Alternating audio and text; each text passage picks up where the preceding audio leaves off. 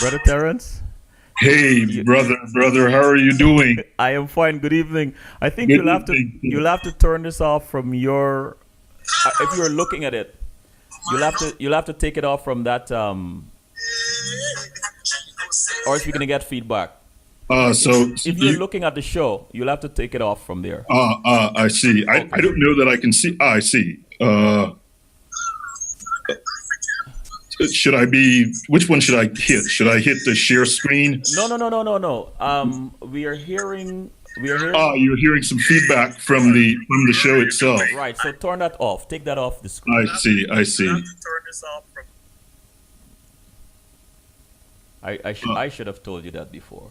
All right. All right. All right. All right. So, can you see me? Oh yes, you're fine. You're live and Okay, very well. ready to. So it's a pleasure to be with you. I was a bit worried that you'd forgotten me. Oh, I can't forget you, Dr. Terrence. How could I? I'll be doing our country a great disservice. I see. I see. I Well, see. welcome. Well, thank you so much, Selwyn, for having me be a part of this, and to sort of echo the words of some of the earlier guests. I really think you ought to be commended for the job that you're doing, and I came in with the intention of doing some work and waiting until 4, but I sat through all of the interviews, and so perhaps I know way too much about food security and Guyanese citizenship and endocrinology and culture. Finally, finally, we'll talk about some Well, mathematics. well, let's get. Who's Dr. Terrence Blackman?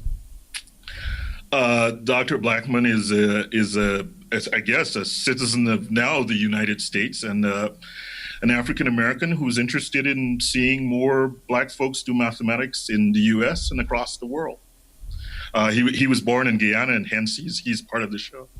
What is it like to be a mathematician, Doc? It's a wonderful thing.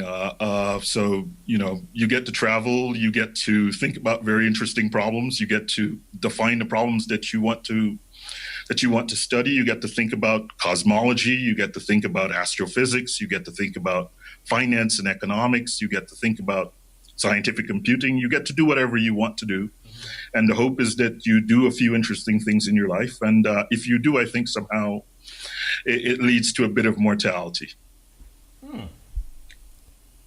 And the next question: why do you teach, and why mathematics?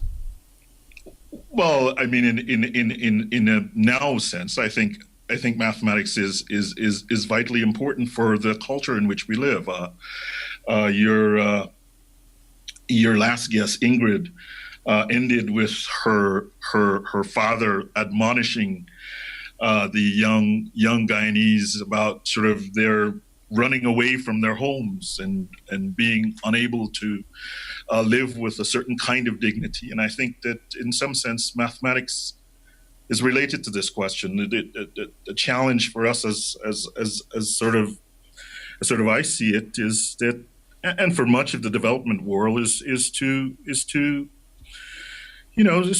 develop our communities, to develop our folks, and to educate them in a way that we can retain sort of some of our sort of individual identity, some of our sort of culture, or some of our innovation. And mathematics is the spine that sort of holds these things together. So why mathematics? Because it's really important, and because everything that we do, this conversation that we're having is in large part mediated by underlying mathematical principles. So I won't delineate all of them now, but suffice to say that we won't have this conversation that we're having, Mhm. me in Denver, Colorado, and you in New York, without some very serious mathematics. Terrence, take us back in time to when you first realized you had an aptitude for maths, and what were you doing with your life at the time, if you can remember? Well, like your earlier guest rule, I fancied myself a sort of writer at a very early age, and I think in first form, I was quite pleased to hear that he was at President's College. I was at Queens College, and in first form, I failed mathematics, and my wonderful mother, who was quite clear about the importance of mathematics more generally, insisted that I spend some time with one of her colleagues at the University of Guyana named Walterine Matthews. And Walterine Matthews is a Seventh-day Adventist. And so she didn't go to church on Sunday. And so instead of going to church on Sunday, I went to her house on Sunday. And after many Sundays, I realized that mathematics was something that I could do quite well, and that I could teach people to do quite well. And sort of, I understood some of the essential things that were necessary in order to do mathematics in a really serious way. You that she took the time, she spent the time with you, took the time to teach you. Did that in some way? I presume you must be a rather patient person, right? Because yes, at times I can be patient, but I sometimes I'm not as patient with my children as I should be. But I am very patient. She was patient with me, and I think that over the course of the many years that I've taught mathematics, I think students will by and large say that, this Professor Blackman was a very patient guy. I think that's a comment that comes up quite frequently. I started with that to introduce this segment of the conversation, or this topic about educating, inspiring, and retaining our youth. You're very passionate about this kind of stuff. What is it, if you had to describe this to our audience, what is it you want to say about the importance of that? Salman, I just returned. Your earlier guest, Mark Chatterpall, talked about sort of some of the work he was doing in Africa, and I found it quite nice that we would sort of bookend each other, because I just returned from South Africa, and I spent a week or so at the African Institute for Mathematical Sciences in South Africa. There are sort of institutes in Ghana, in Senegal, in Benin, and it's sort of an institute that is configured to do sort of sophisticated advanced mathematics for the development of Africa. And it seems to me, so I should say more, it's a collaboration between sort of universities in the Western Cape, so University of Cape Town, Stellenbosch University, but Oxford and Cambridge in the United Kingdom are also a part of it, and the University of Paris Sud is also a part of it.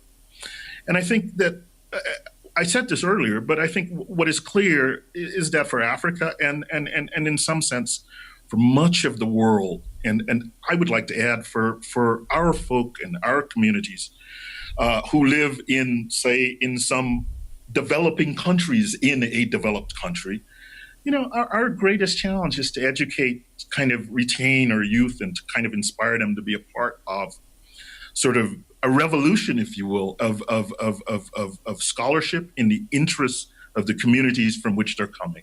See, I think this is the important thing, and I think this was sort of reflected in the comment of the playwright in her father's sort of notion.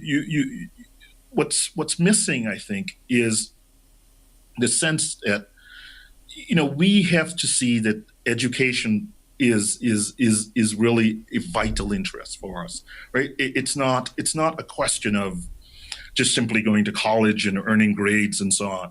It really is a question about our survival. It's a question about our survival as unique, as independent people on the planet.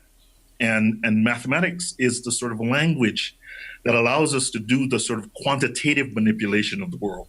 And so if we don't have sort of mathematics capacity in our communities, then we can't really meaningfully participate in the study of the stars. We can't really meaningfully participate in the world of finance. Quite often I say to students, said to students in New York, every day trillions of dollars kind of pass through Wall Street. And many people in our community are broke. And the question is, how could you stand 1 hour away from $1 trillion and be broke? The point is, you stand that you are in that situation because you don't have the tools with which to access that game. And that tool is a quantitative tool. That tool is a mathematical tool. That tool is a critical thinking, problem solving tool. That tool is an effective oral communication tool, written communication. That's a mathematical tool. It's a logical tool. And that's kind of what I see. I see our communities sort of filled with talent, filled with really smart people, but who are not fully maximizing our talents in a whole host of ways. And part of what I want to do is to really be an evangelist, a sort of advocate for mathematics in African American community in the United States, but more broadly among Africans in the diaspora, in Africa, in the Caribbean, and I quite often, your earlier guests have alluded to this. The point is, I say African, but African not as an exclusive thing, African as an inclusive way of thinking about the world. And let me just use this term. You can correct me for the lack of a better term. I think it's the AIFS or whatever it is in mathematics. That the institute that you experienced or was exposed to, that sort of take young people and develop their mathematical skills for the benefit of Africa. I can't remember the acronym for it. AIMS. AIMS, right. You AIMS, sent me a video, and I don't know why, Terrence, maybe it's because of our relationship. I made a mistake of clicking on the link at the same time, and I was just drawn in.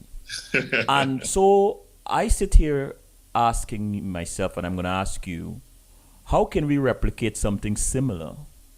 Not just Guyana, but the whole region, because what happens in the region affects Guyana and vice versa. Well, I certainly think as the young man who talked about organic farming and foods and so on, I think it's important to recognize that we have to insist for the folks who are part of, say the University of Guyana, that understand that there are permanent university interests, there are permanent national interests that reside within the context of the university, so that sort of goes beyond political parties. So I think this is part of why I was quite happy to talk about this in the context of your show, and I was quite happy with the slate of guests because I think that's also part of the message. Part of the message is that there are some, the author Rule sort of defined himself as a citizen and a writer.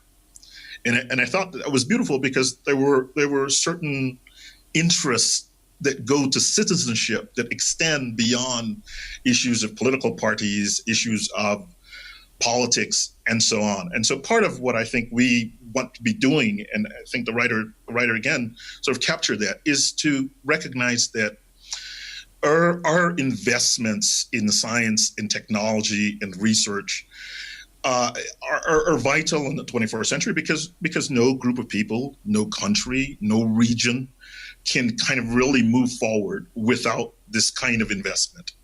And this investment is not an investment that is linked to a specific political party. All political parties have to be involved in making that investment. And we, as sort of the citizens of the diaspora, we have to be effective in enforcing all of the political parties to make that kind of commitment to the electorate in Guyana, and more broadly to the electorate in the Caribbean, and certainly within the context of a place that I know well, Brooklyn, New York, that we have to begin to ask our political leaders to make investments in education that go beyond a particular political group. Today I was looking at New York Times and noting that the new chancellor has essentially sort of reversed a number of things that Bloomberg did. The point is, so education requires a certain kind of stability and a certain kind of long view. And so we have to have a group of individuals who and a group of leaders who take that long view of where we're heading as a society and the kinds of things that are going to be necessary that have a vision for what is necessary for the 21st century, right? So you mentioned earlier, and I'm impressed by that you're willing to become an evangelist. to ensure that this thing happens, this vision that you have. Why why well, you've answered on many occasions why you're passionate about it, but why are you hopeful? I'm very hopeful. So today I was thinking about what I would say, and I wanted to say. So I worked at Medgar Evers for many years, and so here are three small things at Medgar Evers College which make me very hopeful. There are two former students who I know at this moment who have small tutorial businesses. So in 2011, there were very few places where young men and women with children could take their kids to do some math. I know now there's a former student of mine named Jonathan Maith who has a small business on Bedford Avenue, somewhere between Crown and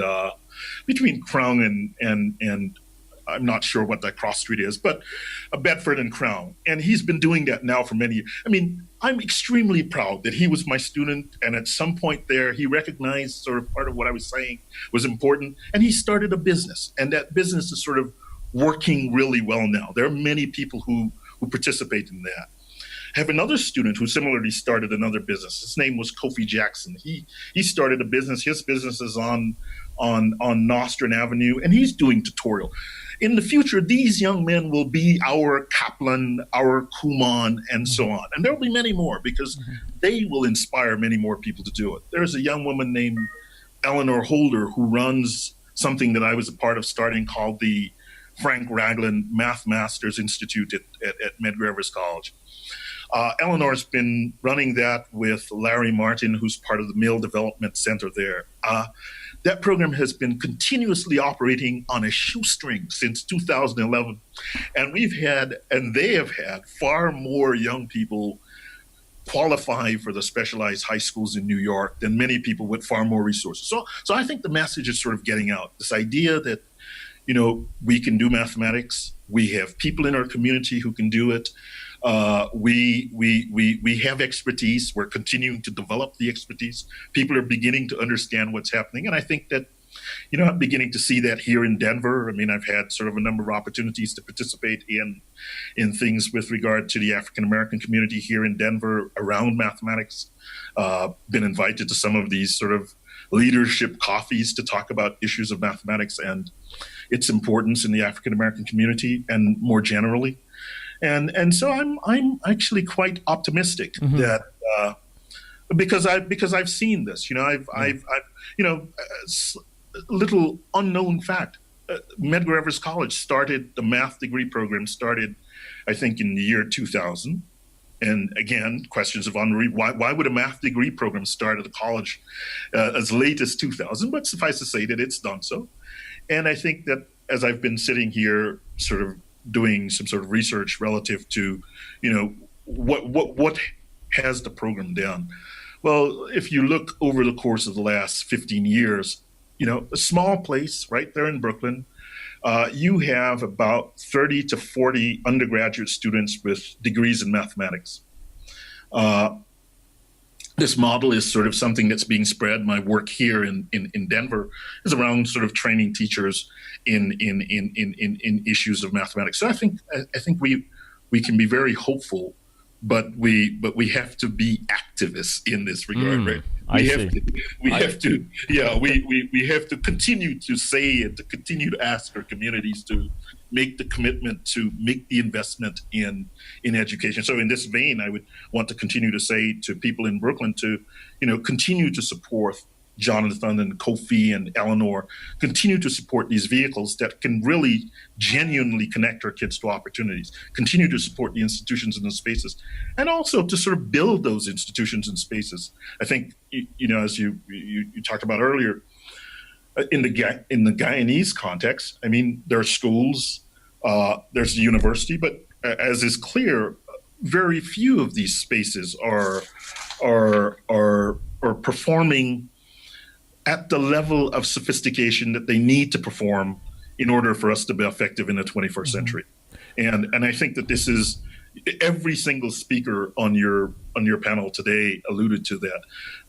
The necessity for having doctors who can convey information in a way that is accessible to our community, the necessity for having scholars who can talk clearly about food policy, the necessity for having writers who can talk clearly about our culture and to quantify how our culture has evolved or devolved as the writer saw it. The ability of our artists to sort of reflect our experience. I think in this regard, this is one of the things that I'm most pleased about your work, because I think it reflects our experience. It's one of the few places where I think that full spectrum of our experience as African people in the diaspora, and more broadly as Caribbean people in the Caribbean diaspora, is being reflected globally. So I should say thank you for that before our time runs down. You're welcome. I want to ask you this, Terrence. What is it about mathematics that frightens some of us so much?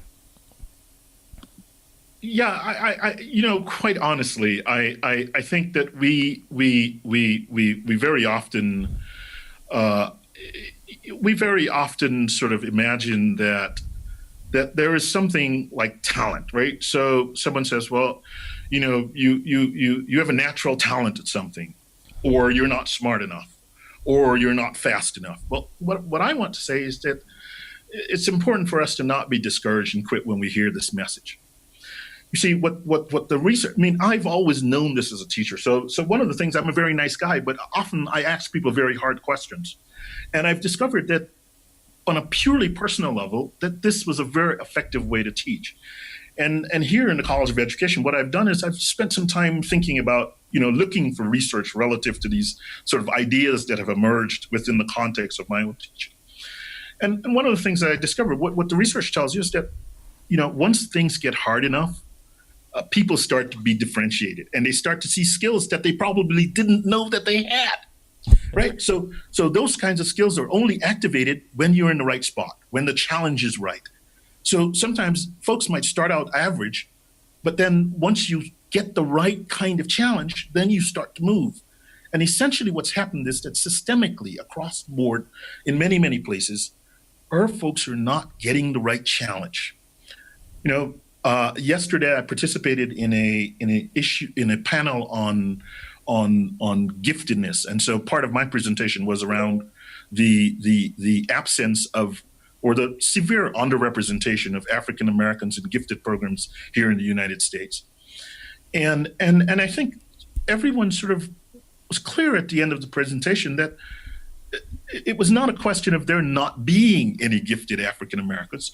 They were there. It was a question of what was their process for identifying, what was their process for nurturing, what was their process for developing talent. And I think that these are the things that we have to work on. We have to be clear that there are really, really smart kids in our community, in many communities across the land. And what's at issue is kind of we haven't figured out how to tap the curiosity in it. We haven't figured out how to tap the sort of initiative and the entrepreneurial zeal of our kids.